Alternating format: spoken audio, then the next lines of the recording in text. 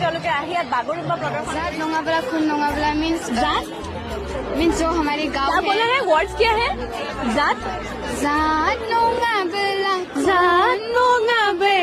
थाबरुम मुझे हमना सीखना है धीरे धीरे हाँ हाँ मतलब वो लेके उसको पकड़ के रखा और हमारी गांव जात नोंगाबला जात नोंगाबला उसके बाद और उसके बाद थाबरुम हमना नहीं बमना नहीं लागो मुनखा मीन्स पकड़ के रखा उसको घूमना नहीं वो पकड़ के रखा उसको ऐसे कुछ और हमारी जो गांव है वो सबसे आगे रहेगा हारेगा नहीं ऐसा ही कुछ वर्ड है। कहाँ से आए हो आप?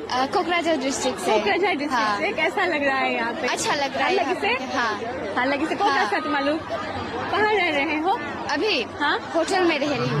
कैसा ये फर्स्ट टाइम ऐसे इतना सारा लोग एक साथ? हाँ ये मेरा पहली बार है, मैं इससे पहले कहीं नहीं गई, इधर ही फर्स्ट टाइम आई हूँ।